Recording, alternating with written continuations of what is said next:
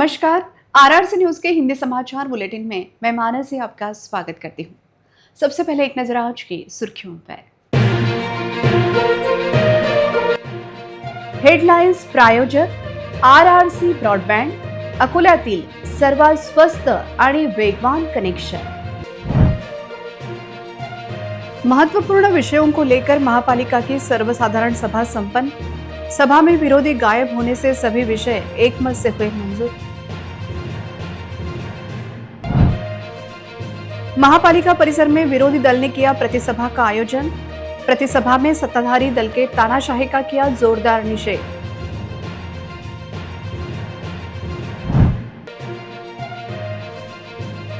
जिले में फिर से सूरज उगल रहा आग। गर्मी बढ़ने से सभी बांधों का जलस्तर हो रहा कम।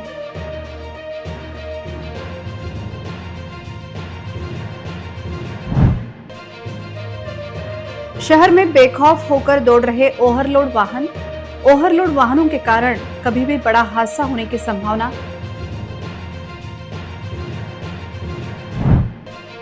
श्री शिवाजी विद्यालय शहर शाखा में मनाई गई भाऊ साहेब देशमुख की पुण्यतिथि। भाऊ साहेब के जीवन चरित्र को लेकर मान्यवरों ने छात्रों को किया मार्गदर्शन। अब समाचार विस्तार से। विरोधी दल के 16 पार्षदों को निलंबित करने के बाद आज महापालिका की आम सभा अपेक्षा के अनुरूप शांति से संपन्न हुई। सभा में विपक्ष गायब होने के कारण पटल के सभी विषयों को एक मत से मंजूरी दी गई। वहीं दूसरी ओर सत्ताधारियों की तानाशाही का विरोधी महापालिका परिसर में विरोध करते रहे।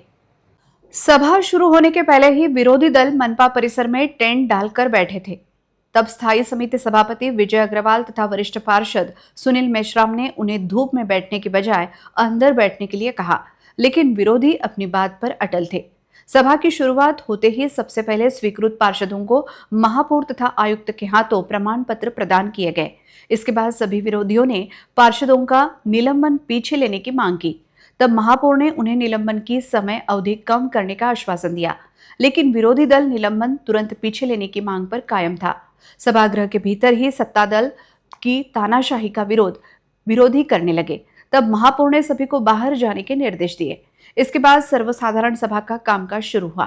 पिछले सभा का इतिवृत्त कायम करना, 182 करोड़ रुपए की निधि के तहत नगरोत्थान महाअभियान, दलितेतर बस्ती सुधार निधि, लोकशाहीर अण्णाभाऊ साठे नगरी बस्ती सुधार योजना, नाविन्यपूर्ण निधि पर चर्चा कर मंजूरी देना, हिंदू हृदय सम्राट बालासाहेब ठाकरे नागरी लोक कल्याण अभियान के तहत कामों पर चर्चा कर निर्णय लेना, स्वच्छ महाराष्ट्र अभियान 2.0 अंतर्गत अकोला शहर को हगंदारी मुक्त दर्जा कायम रखना तथा शहर के शौचालय की दुरुस्ती और नवीन शौचालय के निर्माण कार्य को लेकर डीपीआर तैयार करने के लिए सलाहकार संस्था की नियुक्ति करना तथा अकोला शहर के विविध महत्वपूर्ण जगहों के विकास के लिए बीओटी और पीपीपी तत्व पर टेंडर निकालकर इस काम के लिए प्रकल्प व्यवस्थापन सलाहकार की नियुक्ति करना आदि विषयों पर चर्चा कर निर्णय लेते हुए इन सभी विषयों को मंजूरी दी गई। सभागृह में विरोधी दल मौजूद न रहने से सत्ताधारी दल की राह आसान हो गई। विषय पत्रिका के सभी विषयों को एक मत से मंजूरी दी गई। आज की सभा तथा विरोधी दल के व्यवहार को लेकर स्थायी समिति सभापति विजय अग्रवाल ने जानकारी दी। नहीं, आज सभागृह में 5 विषय थे, पांचों विषय मंजूर हो गए हैं। उसमें सबसे महत्वपूर्ण जो विषय थे कि आने वाले समय में नगरोत्थान, दलित बस्ती विशेष निधि, दलितोत्तर निधि का नियोजन करना, ये भी विषय पास हुआ।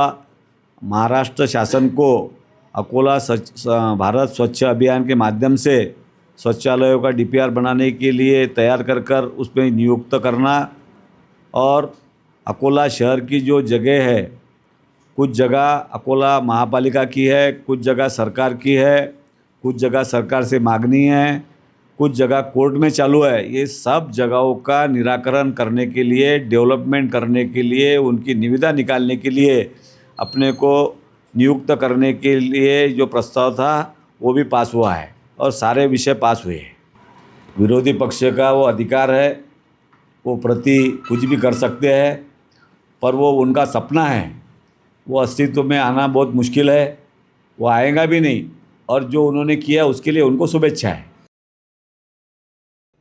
वहीं भाजपा के पार्षद एडवोकेट गिरीश गोखले ने भी आज की सभा को लेकर तथा विरोधियों को लेकर अपनी भूमिका स्पष्ट की। डेव्हलपमेंटमध्ये जे काही निधी हा जिल्हा नियोजन समितीकडून आम्हाला मिळणार आहे त्याचं नियोजन करण्यासंदर्भात अधिकार माननीय महापौर आणि माननीय आयुक्तांना देण्यात आलेले आहेत। त्याच माध्यमातून आता जे महापालिकेच्या उत्पन्नात वाढ होण्याच्या दृष्टीने इथे काही प्रोजेक्ट आपल्याला करणं आवश्यक आहे। महापालिकेच्या काही ज्या जागा आहेत त्या जागांना विकसित करून आपलं उत्पन्न कसं वाढेल याच्या संदर्भात सुद्धा एक DPR तयार करणे, एक कन्सल्टंट नेमणे अशा विषयांना देखील मंजुरी मिळालेली आहे। तर एकंदरीत सगळा विचार केला तर विकासात्मक दृष्टिकोन हा शहर सुधार समिती पुढे ठेवत आज दोन्ही तिन्ही विषय सभेने मंजूर केले। येणाऱ्या काळात अकोल्याला निश्चितच याचा उपयोग होईल। मुद्दे म्हणजे चर्चा या सगळ्या विषयांच्या सूचना असतात। जेव्हा आपण एजन्सी नेमतो तर त्या एजन्सी नेमण्यामध्ये कुठल्या प्रकारची काळजी घेतली पाहिजे, एजन्सीचे कर्तव्य काय आहेत, एजन्सीनी कशा प्रकारे आपला प्लॅटफॉर्म दिला पाहिजे, नगरसेवकांसोबत कोऑर्डिनेशन ठेवलं पाहिजे आणि जे काही आता निधी आपल्याला मिळतो आहे तर त्याचा विनियोग नीट प्रकारे झाला पाहिजे अशा प्रकारची चर्चा झाली। सकारात्मक चर्चा होती आणि त्यालासुद्धा त्या सूचनांना माननीय महापौरांनी दखल घेतली आहे। त्याची विरोधकांनी ही जी भूमिका घेतली आहे आडमुठेपणाची ही अतिशय चुकीची आहे। प्रत्येक वेळेस सभागृहात येऊन जो गोंधळ ते घालतात, चर्चा करायला तयार नसतात, वाद करतात, अरेरावीची त्यांची भाषा असते, तर हे त्यांनी टाळलं पाहिजे। इथे जर चर्चा केली तर त्याच्यातून मार्ग निघाला असता। त्यांनी या मधल्या काळांमध्ये महापौरांशी येऊन भेटणं आवश्यक होतं। आपले शहर सुधार समितीचे नेते आहेत सन्माननीय विजयजी अग्रवाल, त्यांच्याशी देखील त्यांची चर्चा या बाबतीत व्हायला पाहिजे होती, पण ते सुद्धा आडमुठे भूमिकावरती ठाम आहे आणि शहर सुधार समिती त्यांची भूमिका कधीही स्वीकारणार नाही। कारण की महापालिकेत सगळे विषय चर्चा होऊन मंजुरीस नेणं आवश्यक आहे। असे जर ती भूमिका घेतील तर शहर सुधार समिती भारतीय जनता पार्टी याला नेहमी विरोध करेल आणि हे त्यांचं खपवून घेतलं जाणार नाही। आज महापालिका परिसर में सत्ताधारी और विरोधियों में जोरदार हंगामा देखने मिला। एक और जहां सभागृह के भीतर सर्वसाधारण सभा शांति से संपन्न हुई, वहीं दूसरी ओर निलंबित 16 पार्षदों सहित विरोधी दल ने महापालिका परिसर में प्रतिसभा लेकर सत्ता दल को जवाब दिया। सत्ता दल के तानाशाही का विरोध करते हुए महापालिका के विरोधी दल ने आज कड़ी धूप में प्रति महासभा लेकर सत्ता दल को जवाब देने का प्रयास किया। महापालिका की इतिहास में पहली बार प्रतिसभा ली गई। इस सभा में महापालिका का एक भी अधिकारी मौजूद नहीं था। इस सभा में शहर की जनता के हित को लेकर प्रश्न रखे गए। 16 पार्षदों को निलंबित करने के निर्णय का विरोध करते हुए इन सभी विरोधी दल के सदस्यों ने हाथों पर काली फीत बांधकर सत्ता दल का निषेध किया। इस प्रतिसभा में महापौर की जिम्मेदारी पार्षदा नीलोफर खान जबकि उप महापौर की जिम्मेदारी पार्षद पराग गवई ने बखूबी निभाई। इस प्रतिसभा को लेकर महापौर बनी नीलोफर खान ने अपनी प्रतिक्रिया दी। मैं आज महापौर बनी तो मुझे काफ़ी अच्छा लगा है, लेकिन अगर मैं रियल में होती तो मैं बिल्कुल जनता के हक़ में बात करती और मैं जनता के हक़ में सारे फैसले देती कि जितने जो साफ़ सफाई के मुद्दे हैं, जो लोगों के लिए दिक्कतें जाती है घंटागाड़ी को लेकर, हदवाड़ को लेकर, तो वो मैं सारी ठहराव मंजूर करती थी। आज की विरोधी दल की प्रतिसभा में विरोधी दल ने सत्ताधारी दल के तानाशाही का जोरदार निषेध किया। विरोधी दल की प्रतिसभा को पत्रकारों ने भी प्रतिसाद दिया। इस सभा में विरोधी पक्ष नेता जिशान हुसैन नागरिकों के टैक्स को लेकर तथा पार्षद सुनील इन्नानी ने विरोध दल को खत्म करने की सत्ताधारियों की साजिश को लेकर जोरदार आवाज उठाई। सत्ताधारी जनता की आवाज अर्थात विरोधी दल का आवाज दबा रही है। सत्ताधारी केवल अपने हित के निर्णय सभागृह में ले रहे हैं, ऐसा आरोप विरोधी दल ने लगाया। आज महापालिका परिसर में जो हंगामा हुआ, यह देखते हुए आगामी सभी सर्वसाधारण सभा में यही दृश्य देखने मिलेगा। सत्ताधारी व विरोधी आमने सामने आने के कारण महापालिका की राजनीति गर्मा गई है। सत्ताधारियों द्वारा जो भी गलत जनहित के फैसले लिए जाएंगे उसके खिलाफ हम हमेशा आवाज उठाएंगे, ऐसी प्रतिक्रिया डॉक्टर जिशान हुसैन ने दी। देखिए, प्रतीकात्मक सभा में सबसे पहले हमने महापौर चुना, उप महापौर चुना। महापौर उप महापौर चुनते वक्त हमने कहा कि आप जब भी निर्णय महापौर उप महापौर ले तो वो किसी सत्ताधारी पक्ष, किसी नगर सेवक, किसी ठेकेदार के फायदे के लिए ना ले। अगर आप महापौर उप महापौर बनना चाहते हैं तो आपको ये निर्णय जनता के हित में लेने के निर्णय की अगर आपकी क्षमता होगी, अगर आपकी हिम्मत होगी, अगर आपकी ताकत होगी, राजनीति से ऊपर उठ के अगर आपको नागरिकों के फायदे के लिए निर्णय लेने की अगर आपकी हिम्मत होगी, तो आप महापौर उप महापौर बनिए। इसलिए आज नीलोफर खान मैडम को यहाँ पे हमने महापौर बनाया एक प्रतीकात्मक तरीके से। उप महापौर वंचित बहुजन आघाड़ी के नगर सेवक जो है पराग गवई जी थे।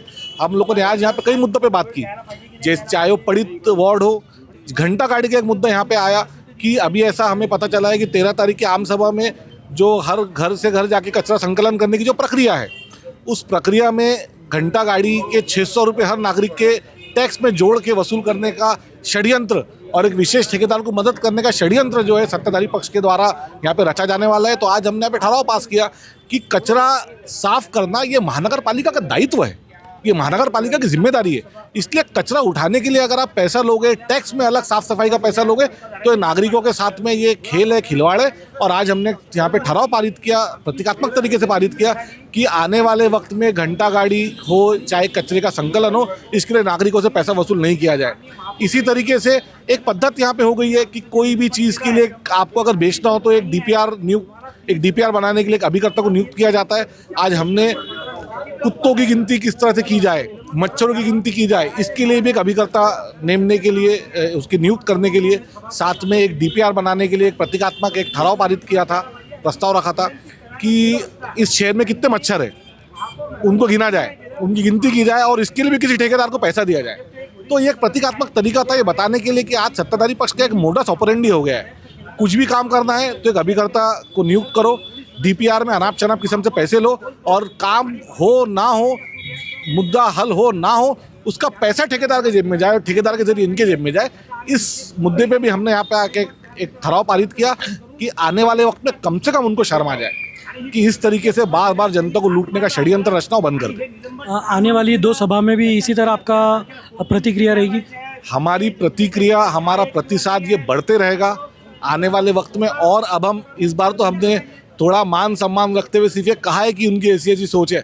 अगली बार वो कौन नगर सेवक है, कौन सत्ताधारी पक्ष के कौन से लोग हैं, उनके नाम समेत कौन से ठेकेदार है जिनके लिए निर्णय लिए जाते हैं, किस तरीके से बार बार टैक्स में अलग अलग तरीके से चीज़ें बढ़ाई जाती है, घंटा गाड़ी का जो मसला है, जो लोगों को तकलीफ जा रही है, किसके जेब में पैसा जा रहा है, अगली सभा में हम नाम समेत ये करेंगे। ये भी हम आज आपसे वादा करते हैं। अकोला जिले में पिछले कुछ दिनों से छोटे, मध्यम और बड़े बांधों में जलस्तर कम हो रहा है। इसलिए संभावना है कि आने वाले दिनों में अकोला जिले के लोगों को पानी की कमी का सामना करना पड़ेगा। अभी महान प्रोजेक्ट में 36.94% पानी का संग्रह है, जो अकोला और मूर्तिजापुर शहर को जलापूर्ति करता है। अकोला जिले में पिछले कुछ दिनों से गर्मी का जोर काफी बढ़ गया है और पारा अभी 41 डिग्री सेल्सियस तक पहुंच गया है। गर्मी के बढ़ते जोर की वजह से अकोला जिले में छोटे, मध्यम और बड़े बांधों में जलस्तर काफी कम हो रहा है। अकोला जिले के सबसे बड़े बांध के तौर पर प्रसिद्ध महान बांध में अभी 36.94% पानी जमा है और अगर अगले कुछ दिनों में जल स्तर और कम होता रहा तो अकोला और मूर्तिजापुर के लोगों को पानी की दिक्कतों का सामना करना पड़ सकता है। जिले में अन्य परियोजनाओं पर विचार करते हुए सिंचाई विभाग ने सूचित किया है कि वर्तमान में तेल्हारा तालुका में वान परियोजना में 53.27% जल भंडारण उपलब्ध है। पातूर तालुका के मोरना परियोजना में 47.92%, बार्शी टाकली तालुका में दगड़पारवा परियोजना में 67.41%, मूर्तिजापुर तालुका के उमा मध्यम परियोजना में 11%, वाई लघु परियोजना में 45.62%, शिवन लघु परियोजना में 31.11%, निर्गुणा परियोजना में 22.53%, पातूर तालुका के गावनगांव लघु परियोजना में 42.95%, विश्वमित्री लघु परियोजना में 4.12% और तुलजापुर लघु परियोजना में 35% है। यह देखते हुए नागरिक आवश्यकता के अनुसार पानी का उपयोग कर पानी की बचत करें, ऐसा आह्वान किया जा रहा है। शहर में इन दिनों कई ओवरलोड वाहन बेखौफ गुजर रहे हैं, लेकिन प्रशासन की ओर से कोई ठोस कार्रवाई नहीं हो रही है। इन ओवरलोड वाहनों से हादसों का खतरा बढ़ रहा है, फिर भी प्रशासन मूकदर्शक बना हुआ है। शहर के मुख्य रास्तों पर सभी यातायात नियमों को ठेंगा दिखाते हुए ओवरलोड वाहन बेखौफ दौड़ रहे हैं। ओवरलोड वाहनों से हादसों का खतरा बढ़ रहा है, फिर भी प्रशासन मूकदर्शक बना हुआ है। संबंधित विभाग की ओर से कोई ठोस कार्रवाई नहीं हो रही है। पूरे दिन भर शहर में ओवरलोड वाहन बेखौफ दौड़ रहे हैं। विशेष बात यह है कि अगर यह ओवरलोड वाहन पलटी हो गया तो रास्ते से गुजरने वाले किसी निरपराध राहगीर को अपनी जान गंवानी पड़ सकती है। यातायात नियमों की सरेआम जारी धज्जियां देखकर लोगों को भी हैरत हो रही है, लेकिन इस मामले में प्रशासन की ढिलाई को लेकर हैरत जताई जा रही है। शहर यातायात नियंत्रण शाखा तथा आरटीओ विभाग द्वारा इन वाहनों पर कार्रवाई न होने से आम नागरिकों में सवाल उठ रहे हैं कि क्या नियम केवल छोटे वाहनों के लिए ही है। नागरिकों के लिए जानलेवा साबित होने वाले इन ओवरलोड वाहनों पर कड़ी कार्रवाई करने की मांग हो रही है। राज्य में आज 10 अप्रैल को सभी और लोक महर्षि, शिक्षण महर्षि, कृषि महर्षि डॉक्टर पंजाबराव उपाख्य भाऊ साहेब देशमुख की 61वीं पुण्यतिथि मनाई गई। पुराना शहर के श्री शिवाजी विद्यालय शहर शाखा अकोला में भी भाऊ साहेब देशमुख की पुण्यतिथि कार्यक्रम का आयोजन किया गया। कार्यक्रम में अध्यक्ष के रूप में श्री शिवाजी शिक्षण संस्था के शाला निरीक्षण अधिकारी माननीय श्री प्रकाश जी अंधारे साहेब मौजूद थे, जबकि प्रमुख अतिथि के रूप में वरिष्ठ व्याख्याता सांख्यिकी विभाग बडनेरा के प्राध्यापक अभय ताड़े सर, अकोला जिला मध्यवर्ती बैंक की संचालिका माननीय श्रीमती अपर्णाताई धोत्रे मैडम, सामाजिक कार्यकर्ता तथा आरआरसी नेटवर्क की संचालिका तथा लिनेस क्लब की प्रांताध्यक्षा श्रीमती कल्पनाताई देशमुख मैडम और श्री शिवाजी विद्यालय के मुख्याध्यापक माननीय श्री मनोज देशमुख उपस्थित थे। सभी मेहमानों ने संस्था का झंडा फहराया और फिर छत्रपति शिवाजी महाराज और डॉक्टर पंजाबराव उपाख्य भाऊ साहेब देशमुख की मूर्तियों की पूजा कर उन्हें माल्यार्पण किया। कार्यक्रम शुरू होने के पहले भाऊ साहेब की तस्वीर की पूजा कर माला चढ़ाई गई। उपस्थित सभी मेहमानों का स्वागत शॉल और श्रीफल से किया गया। सबसे पहले भाऊ साहेब को श्रद्धांजलि देते हुए हे लोक महर्षि युग पथदर्शी गीत प्रस्तुत किया गया। कार्यक्रम की शुरुआत स्कूल के मुख्याध्यापक माननीय मनोज देशमुख ने की। फिर शाला के छात्रों ने अपने विचार रखे और मेहमानों का मार्गदर्शन लिया। माननीय श्रीमती अपर्णाताई धोत्रे मैडम ने संस्कृत कहावतों के जरिए शिक्षा का महत्व समझाया। माननीय श्रीमती कल्पनाताई देशमुख ने भाऊ साहेब के जीवन की कुछ घटनाएं बताकर छात्रों को बहुमूल्य मार्गदर्शन किया। वरिष्ठ व्याख्याता प्रोफेसर अभय ताड़े सर ने भाऊ साहेब को श्रद्धांजलि दी और उपस्थित सभी छात्रों को दूसरे समाज सुधारकों के साथ उनके अच्छे संबंधों के बारे में उपयुक्त जानकारी दी। कार्यक्रम के अध्यक्ष श्री प्रकाश जी अंधारे साहेब ने अपने भाषण के जरिए भाऊ साहेब द्वारा शुरू किए गए शिक्षा के रास्ते पर चलने के लिए सही मार्गदर्शन किया। भाऊ साहेब के जीवन पर हुए सामान्य ज्ञान परीक्षा में शाला के छात्रों को मान्यवरों के हाथों पुरस्कार का वितरण किया गया। 5वीं से 8वीं ग्रुप में विशाखा कस्बे, श्रावणी आठवले, आराध्या इंगले को पुरस्कार मिला, जबकि 9वीं से 12वीं ग्रुप में निशा जाधव, अक्षरा इंगले, सीमा शेजुल को पुरस्कार दिया गया। जबकि अक्षरा इंगले द्वारा भाऊ साहेब के जीवन चरित्र को लेकर व्यक्त किए गए मनोगत को लेकर उपस्थित मान्यवरों के हाथों प्रोत्साहन पर पुरस्कार दिया गया। इस स्पर्धा का परिणाम शाला के वरिष्ठ शिक्षक ताड़े सर ने घोषित किया। कार्यक्रम का सूत्र संचालन शीतल मोरे मैडम ने किया। कार्यक्रम में शाला के सभी शिक्षक व शिक्षकेतर कर्मचारी बड़ी संख्या में उपस्थित थे। नाव आहे की तव जन्माने पुलकित झाली मराठाची ही माती, उषा दिशादायी तव गुणगान गाती। शामराव राधाबाई धन्य ते तीर्थरूप, पापडच्या मातीत प्रगटले शिवरायांचे रूप। दिगंत सारा व्यापून गेली दीनदयाची कीर्ती, उषा दिशादायी तव गुणगान गाती। बहुजनांचे भाग्य गाता आधार शेतकऱ्यांचे, हळहळले ते हृदय देखुनी जगणे कष्टकऱ्यांचे। उद्धारले त्या सर्व न देखिला धर्म कधी जाती, उषा दिशादायी तव गुणगान गाती। संस्थापनी शिवसंस्था उभारली ज्ञानाची मंदिरे, भावभक्ती व सिद्धी देते बहुजनांची लेकरे। ज्ञानप्रकाशी इथे उजळल्या अंधाराच्या राती, उषा दिशादायी तव गुणगान गाती। काटेरी या वाटेवरुनी नव्हते सहजच जाणे, काटे विंचुनी तुम्ही गायले सुगंधाचे गाणे। तपस्वी तुम्ही मंत्रिपदाचे आले सूत्रे हाती, उषा दिशादायी तव गुणगान गाती। कर्तृत्वाची कीर्ती पताका फडकत असे अंबरी, श्रद्धापूर्वक तुम्हास भजती बहुजन हे अंतरी। त्याग समर्पण पावनी अभिजन, नतमस्तक होती उषा दिशादायी तव गुणगान गाती तव गुणगान गाती। हम हमें निलंबित करने के पीछे सत्ताधारियों का राज है कुछ गहरा, यह कहते हुए पार्षद सुनील इन्नानी ने कहा कि आगे भी हम जनहित के विषय पर सत्ताधारियों से पूरी ताकत से भिड़ेंगे। सत्ताधारियों को जनता के हित के नहीं बल्कि उनके स्वयं के हित के विषय सभागृह में मंजूर कराना था, इसलिए उन्होंने हमें निलंबित किया है। उन्हें डर था कि उनका सच सभागृह के सामने आएगा। हमने निलंबन वापस लेने की अपील की, तब महापौर ने हमें उल्टा कहा कि तुम्हारा निलंबन खत्म होने तक हम सभी विषय सभागृह में मंजूर करेंगे। यही सत्ताधारियों का कुछ राज गहरा है। ऐसी प्रतिक्रिया पार्षद सुनील इन्नानी ने आरआरसी न्यूज को देते हुए कहा कि हम आगे भी जनहित के विषय पर सभागृह में जोरदार आवाज उठाएंगे और सत्ताधारियों के भ्रष्टाचार पर अंकुश लगाने की जोरदार कोशिश करेंगे। एक्चुअल हमको सभागृह में जो मुद्दे आज प्रश्न में थे, प्रश्नावली में, वही मुद्दे हमको उठाने के थे, परंतु उन्होंने दुर्भाग्यपूर्ण तरीके से जो निलंबन किया तो हमें वहाँ सभागृह में बोलने का जो मौका नहीं मिला। तो हमने हमारी बात प्रतीकात्मक रूप से बाहर हमने सब विरोधी पक्ष का, हमारे विपक्ष के जितने सदस्य हैं उन्होंने मिलकर हमने यहाँ सभा रखी और सभा रख के हमारे को सम्मानीय पत्रकार बंधुओं के सामने हमारे प्रश्न रखे। हम ये अपेक्षा रखते हैं कि उन्होंने हमको सभागृह में बोलने नहीं भी दिया हो तो पत्रकारों के माध्यम से, आपके मीडिया के माध्यम से, सब इलेक्ट्रॉनिक मीडिया के माध्यम से ये जो गहरी नींद में सोए हुए तो वो नींद में से जागे। हमने ये सारे प्रश्न अकोला शहर के लोगों के हितों के रखे हैं। इन्होंने हमारा निलंबन, अभी हमने निलंबन के खिलाफ माननीय महापौर के पास विषय रखा है कि हमारा ये निलंबन जो है तत्काल रद्द किया जाए।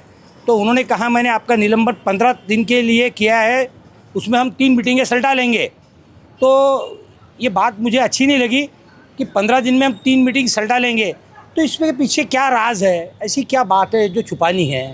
जो विपक्ष के लोगों को सभागृह में खड़े न रहने देते हुए विषय निपटाने के हैं, तो बात कुछ गहरी ज़रूर है, बात तो कुछ है। ये तो निलंबन की आवश्यकता क्या है, और भाई हम साफ सुथरे हैं तो निलंबन किस बात का है। हम मुद्दे रखेंगे, आप हमारे मुद्दे सुनो, आपके पास बहुमत है, बहुमत के आधार पर उसको निपटा दो। पर अगर बात नहीं रखने देने की है, इसका मतलब क्या है कि दाल में कुछ राज है, इसमें गहरा। 13 तारीख की सभा में हम सब लोग निलंबित हैं। उस निलंबन के मध्य में जो प्रश्न 13 तारीख को इनको लेने हैं, इनको बहुत अच्छे से पता है। उन प्रश्नों का विपक्ष बहुत गहराई से इनको कंडेम करेंगे हम, क्योंकि हमको पता है वो विषय किस लिए ले रहे हैं, क्या विषय। जनता के हितों के प्रश्न उसमें नहीं है। जनता के हितों के प्रश्न के आड़ में ये सब चीज़ें जो करना चाहते हैं, इसमें ज़्यादा से ज़्यादा अकोला शहर के बीओटी तत्वों पर जो ज़मीनें हैं उसका विल्हेवाट लगाने का विषय है, इससे ज़्यादा कुछ नहीं है। आज महापालिका में विविध विषयों को लेकर सर्वसाधारण सभा संपन्न हुई। इस सभा में निर्दलीय पार्षद आशीष पवित्रकार ने आरोग्य केंद्र की नई इमारत का निर्माण करने का प्रस्ताव रखा। उनके इस प्रस्ताव का सभी ने स्वागत किया। निर्दलीय पार्षद आशीष पवित्रकार अपने शांत व संयमी स्वभाव तथा अभ्यासु वृत्ति के लिए जाने जाते हैं। निर्दलीय चुनकर आने के बाद भी उन्होंने अपने प्रभाग के विकास को लेकर शहर सुधार आघाड़ी को अपना समर्थन दिया है। आज महापालिका की सर्वसाधारण सभा संपन्न हुई। इस सभा में हिंदू हृदय सम्राट बाला साहेब ठाकरे नगरीय लोक कल्याण अभियान को लेकर शहर की महापालिका की शालाओं के सुधार को लेकर चर्चा की गई। इस विषय पर कुछ पार्षदों ने अपने विचार व्यक्त किए, जिसमें सबसे ज्यादा प्रभावशाली तरीके से आशीष पवित्रकार ने अपने प्रभाग की महापालिका शाला में जो आरोग्य केंद्र है, उस आरोग्य केंद्र की नई इमारत का निर्माण करने की मांग की। पिछले कई वर्षों से यह आरोग्य केंद्र महापालिका शाला के एक कमरे में शिफ्ट किया गया है। यह आने वाले लोगों के लिए जगह कम पड़ रही है। यह देखते हुए इस आरोग्य केंद्र की नई इमारत का निर्माण करते हुए शहर के महापालिका की सभी शालाओं में छात्रों की सुरक्षा के लिए सीसीटीवी कैमरे लगाने की मांग उन्होंने की। उनकी इस मांग का उपस्थित सभी पार्षदों ने मेज थपथपा कर स्वागत किया। माझं हे म्हणणं आहे की माझ्या प्रभागामध्ये 22 नंबर शाळा आहे आणि तिथे 22 नंबर शाळेमध्ये आरोग्य केंद्राचं जे आहे ते त्या शाळेचीच रूम वापरतात। तिथे स्पेशल एक आरोग्य त्या एरियासाठी खूप वर्ष झाले तिथेच आरोग्य केंद्र सुरू आहे। तर तिथे एक स्पेशल आरोग्य केंद्रासाठी जागा पण आहे, तिथे एक आरोग्य केंद्र बांधण्यात यावं 22 नंबर शाळेमध्ये। आणि एक माझं पारतवार साहेबांनाही म्हणणं आहे की आम्ही मागे पण आरोग्य केंद्र एक ते तोष्णीवाल लेआउट प्रभात किटच्या समोर पाहायला गेलो होतो, पण ते आणखीन आयुक्त साहेब सुरू नाही झालं. आयुक्त साहेब म्हणत की आपण सांगितलेलं आहे पण ते आणखीन सुरू नाही झालं. ते आरोग्य केंद्र जेवढी आहेत अकोला शहरामध्ये ते लवकर सुरू करण्यात यावी. तसेच यामध्ये जे आता आपल्या ज्या शाळा आहेत पूर्ण अकोला शहरामध्ये, तर याच्यामध्ये जर सीसीटीव्ही कॅमेरे जर बसत असतील तर याच्यात एक योजना तुम्ही नमूद करावं, एक तरतूद करावी की सीसीटीव्ही कॅमेरे हे प्रत्येक शाळेमध्ये पाहिजे. कारण की आमच्या प्रभागामध्ये ते अशा ठिकाणी शाळा आहेत की तिथे कधी शाळा झाल्यानंतर काही लोक जातात, आणखीन म्हणजे लॉक वगैरे पण तोडतात. तर सीसीटीव्ही असले त्याच्यावर वचक राहणार आहे हे म्हणतो, आणि हे तरतूद आपण आपल्या याच्यात करून घ्यावी. आज की सर्वसाधारण सभा में सभी पार्षदों ने अपने प्रभाग की समस्या सभागृह के समक्ष रखी। शिवसेना के पार्षद मनोज पाटिल ने भी महापालिका की शालाओं की स्थिति में सुधार लाते हुए शाला में छात्रों की संख्या कैसे बढ़ाई जाए व शालाओं को सुंदर कैसे किया जाए, जिसे लेकर अपना विचार व्यक्त किया। आज महापालिका की सर्वसाधारण सभा में हिंदू हृदय सम्राट बाला साहेब ठाकरे नगरीय लोक कल्याण अभियान के तहत प्राप्त निधि के तहत महापालिका की शालाओं में सुधार लाने के लिए कई पार्षदों ने अपने विचार व्यक्त किए। शिवसेना के पार्षद मनोज पाटिल ने भी सबसे पहले इस सुंदर योजना को लेकर राज्य के उप मुख्यमंत्री तथा शिवसेना के कार्याध्यक्ष एकनाथ जी शिंदे का आभार व्यक्त किया। मनोज पाटिल ने महापालिका के शालाओं की स्थिति को लेकर चिंता व्यक्त करते हुए महापालिका की शालाओं में छात्रों की संख्या कैसे बढ़ाई जाए, महापालिका की शालाओं की पढ़ाई का दर्जा कैसे सुधारा जाए, शालाओं का सौंदर्यीकरण कैसे किया जाए आदि को लेकर अपने सुंदर विचार व्यक्त किए, जिसकी महापौर ने तारीफ करते हुए उनके विचारों पर निश्चित ही विचार किया जाएगा ऐसा आश्वासन दिया। मॅम, आपण एक समिती गठली पाहिजे, एक समिती गठीत केली पाहिजे आणि ते समिती एक मिनिट काकाळ साहेब, समिती गठीत करून ते समिती 8 दिवस संपूर्ण अकोल्याचा त्यांना सर्वे केला पाहिजे। कुठल्या कुठल्या शाळेत जाऊन त्यांनी परिस्थिती स्वतः डोळ्याला पाहिली पाहिजे आणि आपले कॅमेरेमध्ये सोबत नेले पाहिजेत, म्हणजे जेणेकरून काय आहे महानगरपालिका किती ग्राउंड लेवलवर काम करत आहे या विषयासाठी हे पूर्ण अकोल्याच्या नागरिकांपर्यंत पोहोचेल आणि खरी परिस्थिती आपल्या समोर येईल आणि त्याचं थोडंफार का होईना आपल्या विकास सुधार आघाडीलाही त्याचा एक चांगला मेसेज लोकांपर्यंत जाईल। एक समिती गठीत करून जर आपण तिथपर्यंत गेले तर महापौर आपल्या शाळेपर्यंत आले आणि अजून एक महत्त्वाचं म्हणजे की आपण ज्या ज्या गावातून येतो आणि तिथून मोठं होतो तर नंतर आपले कर्तव्य बनते की त्या गावात आपण आपलं काही नाही काम केलं पाहिजे, कारण की आपल्या गावाकरांनी आपल्याला ते मोठं केलेलं आहे। तर जे जे इथं वरिष्ठ ज्येष्ठ नगरसेवक आहेत किंवा महापौर ताई आहेत, जे आपल्या ज्या शाळेतून ते शिकून आलेले आहेत त्या शाळेला त्यांना प्राधान्याने घेतलं पाहिजे, म्हणजे जेणेकरून तिथचे जे आपले सोबती आहेत त्यांना एक अभिमान वाटेल की आमचा मित्र आमची मैत्रीणबा या शाळेत शिकली होती आणि त्यांनी या त्या शाळेला त्यांना चांगल्यात चांगलं रूप दिलं, स्वरूप दिलं आणि अकोल्यासमोर आणलं। आज त्यांनी या शाळेसोबत न्याय केला हे त्या तिथं आपण करू शकतो आणि कुठल्याच आई वडिलाला असं वाटत नाही की आपला मुलगा किंवा आपला काही नातेवाईक बिमार पडला तर त्याचा इलाज किंवा त्याचा उपचार हा मेन हॉस्पिटलमध्ये करावा। परिस्थिती असते, परिस्थितीनुसार आपल्याला तिथे जाऊन तो उपचार घ्यावा लागतो। तसंच महानगरपालिकेत शाळेचं झालेलं आहे, अशी परिस्थिती झालेली आहे की कोणत्याच पालकाला असं वाटत नाही की आपला मुलगा महानगरपालिकेला हात टेकल्यामुळे आपल्या मुलाला आपल्याला तिथं शिकवा लागत आहे।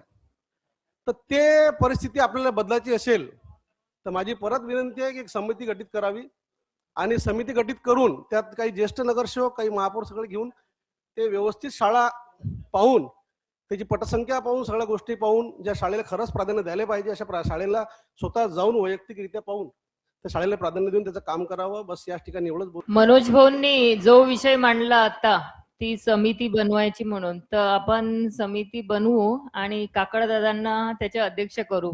अकोला के आरडीजी पब्लिक स्कूल ने बच्चों के लिए उनके सपनों को, उनके बिजनेस आइडिया को सच में तब्दील करने हेतु शार्क पुल नामक मंच उभारा है, जिसमें विशेषज्ञ द्वारा छात्रों को मार्गदर्शन कर बिजनेस को लेकर उनका मनोबल बढ़ाया।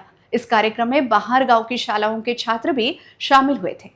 बच्चे जो सपने देखते हैं और उन्हें सच करने के लिए अपनी जी जान लगा देते हैं, उन्हें हक है अपने सपनों को पूरा करने का और शार्क पुल उनके सपनों को हकीकत में बदलता है।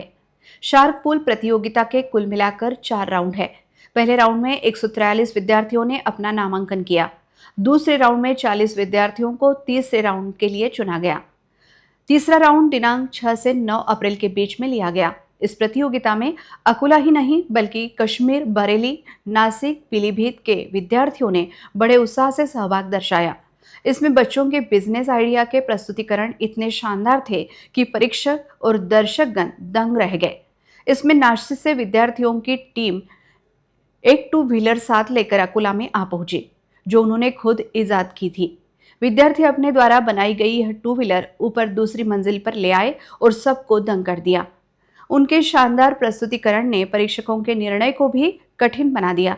इसके अलावा all in one geometric pen, 7 on time, Futech innovation, the spear, Sensotech, clean sweep, hybrid 2 wheelers, AI agency जैसे बेहतरीन प्रस्तुतिकरण बच्चों ने सामने रखे। शार्क पूल प्रतियोगिता के तीसरे राउंड में उद्योग क्षेत्र में अपनी सफलता का परचम लहराने वाले बिजनेसमैन को परीक्षक के रूप में आमंत्रित किया गया था, जिन्होंने प्रतिभागियों के विचारों का मूल्यांकन किया और उन्हें मार्गदर्शन भी किया। इस प्रतियोगिता में RDG पब्लिक स्कूल के संचालक श्री दिलीप राज गोयनका एवं सौरभ गोयनका ने अपने विचार व्यक्त करते हुए विद्यार्थियों का मार्गदर्शन कर उनका मनोबल बढ़ाया। साथ ही उन्हें उनके प्रस्तुतिकरण के लिए अपनी शुभकामनाएं भी प्रदान की। इस प्रतियोगिता का चौथा और आखिरी राउंड आने वाले 20 जून 2026 को होने जा रहा है। इस प्रकार की प्रतियोगिताएं युवाओं में आत्मनिर्भरता और बिजनेस की भावनाओं को बढ़ावा देती है। प्रतिभागियों में इस मंच को अपने सपनों को साकार करने का एक महत्वपूर्ण अवसर बताया। इस कार्यक्रम को सफल बनाने के लिए RDG पब्लिक स्कूल के संचालक श्री दिलीप राज गोयनका, सौरभ गोयनका, प्राचार्य कुरियचंद CP, उप प्राचार्य श्वेता चोमवाल के मार्गदर्शन में कक्षा 9वीं और 10वीं के विद्यार्थीगण, शिक्षक मंदार जोशी का विशेष सहयोग रहा। साथ ही अन्य शिक्षकगण और शिक्षकेतर कर्मचारियों ने अथक प्रयास किया।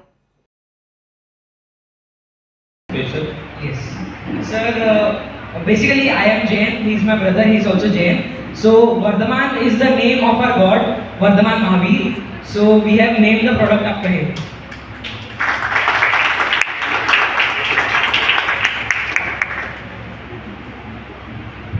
Nice presentation.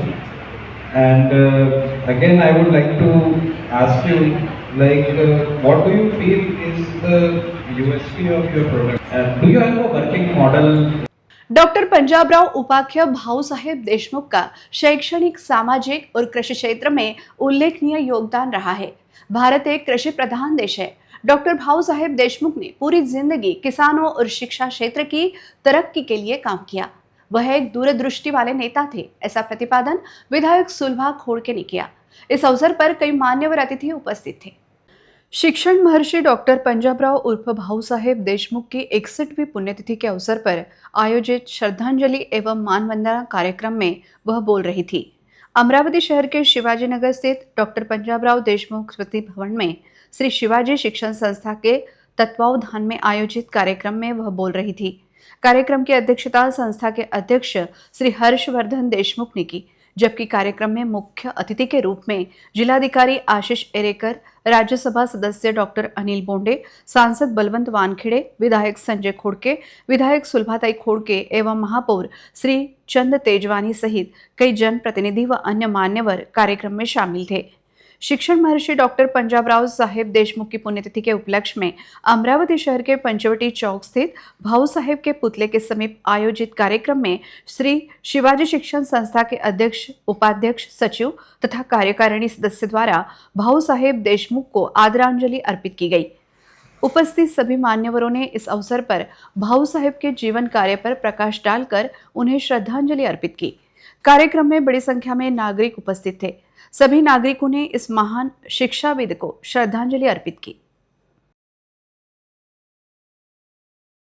त्या प्रस्तावाला या ठिकाणी मान्यता दिली आहे। त्या प्रस्तावाला आपण म्हटलंय की तो प्रस्ताव मुख्यमंत्री महोदयांनी मागितलाय, त्याला आपण निश्चितच त्या ठिकाणी त्याचा पाठपुरावा करू आणि त्या ठिकाणी या ठिकाणी कृषी जे स्मृती भवन बांधलेलं आहे याचं नवीन पार्क कसं होईल आणि लेझर शो वगैरे कसे आणि विद्यार्थ्यांसाठी एक चांगलं स्मृती भवन आणि सगळे आपल्या शाळेतले जिल्ह्यातले विद्यार्थी या ठिकाणी आले पाहिजे आणि भाऊसाहेबांचं हे स्मृती भवन त्यांनी बघितलं पाहिजे, त्यातून प्रेरणा घेतली पाहिजे आणि त्याच्यावर खऱ्या अर्थानं उद्या युवक आहे युवती हे घडले पाहिजे हे सुद्धा ही प्रेरणादायी निश्चितच झाल्याशिवाय राहणार नाही. प्रश्न आपण पाठवू त्याचा पाठपुरा करण्याचे आम्ही निश्चितच प्रयत्न करू आणि त्या ठिकाणी निश्चितच चांगले जास्तीत जास्त पैसे आपल्याला या होण्यासाठी कसंही 45 कोटीचा म्हटलेला आहे त्याच्यात आपण जास्तीत जास्त कारण आपल्याला माहिती आहे ते पैसे कच्ची महाराष्ट्रावाले मराठवाडे सगळेच म्हणतात की आमच्या विदर्भातच भेटत नाही. आता बाजूचे आमचे असणारे ते बाजूला आता मुख्यमंत्री आहे. महात्मा ज्योतिबा फुले बाबासाहेब आंबेडकर यांची जयंती आहे. त्यांना सुद्धा या त्या प्रसंगाला मी अभिवादन करतो. आजच्या या कार्यक्रमाला राज्याचे उच्च शिक्षण मंत्री माननीय नामदार चंद्रकांतदादा येणार होते. त्यामुळं पहिल्यांदा जे काही पत्र आम्ही आमदार द्वयांना लिहिलं ते 10:30 होतं. परंतु त्यांनी शुक्रवारीच मागच्या शुक्रवारी कळवून मी येऊ शकणार नाही, माझा कार्यक्रम रद्द आहे. मग सोमवारी आम्ही पळापळ केली. आमदारांनी पहिलेच होकार दिला होता, खासदारांनी दिला होता, महापौरांनी दिला होता.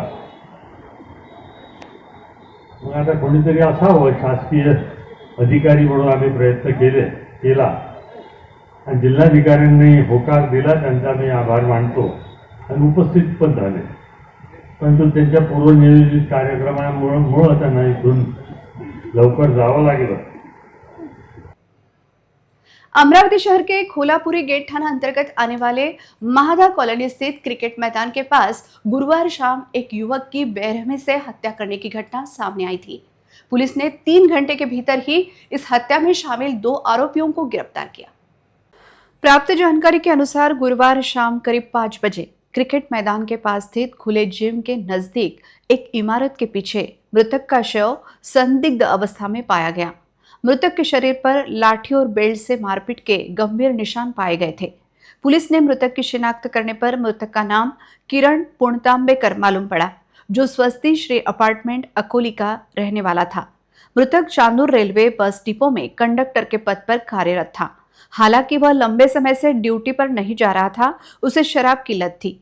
पिछले 3 महीनों में यह हत्या की 10वीं घटना थी, जिससे अमरावती शहर के कानून व्यवस्था पर गंभीर सवाल खड़े हो रहे हैं.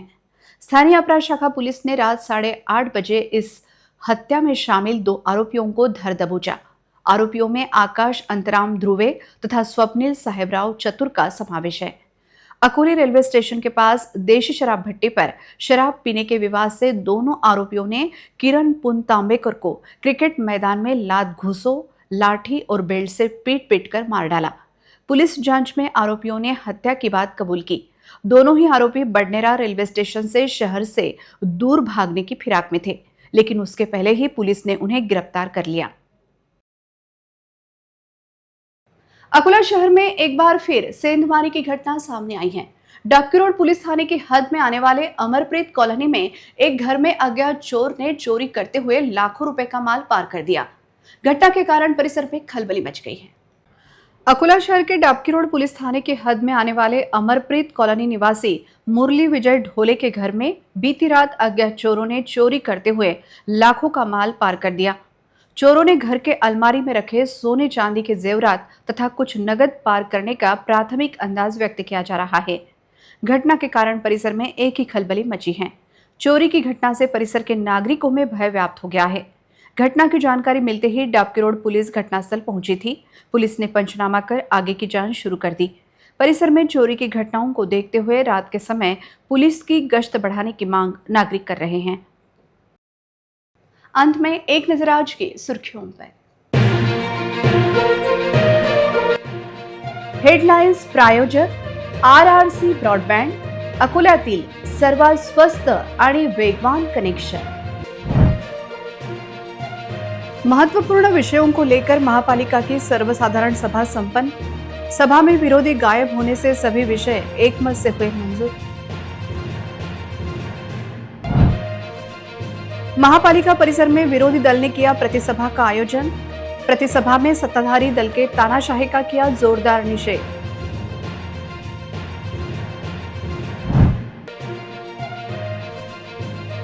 जिले में फिर से सूरज उगल रहा आग, गर्मी बढ़ने से सभी बांधों का जलस्तर हो रहा कम।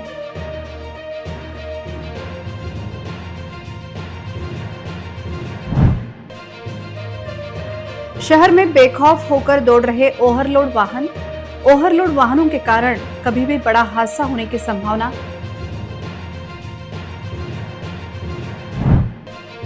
श्री शिवाजी विद्यालय शहर शाखा में मनाई गई भाऊ साहेब देशमुख की पुण्यतिथि। भाऊ साहेब के जीवन चरित्र को लेकर मान्यवरों ने छात्रों को किया मार्गदर्शन। समाचार के लिए देखते रहिए RRC न्यूज। जिन दर्शकों ने अभी तक RRC का यूट्यूब चैनल सब्सक्राइब नहीं किया, उन्होंने वह सब्सक्राइब करना चाहिए। फिर मिलते हैं शहर की ताजा जानकारी और महत्वपूर्ण घटनाओं के साथ। नमस्कार।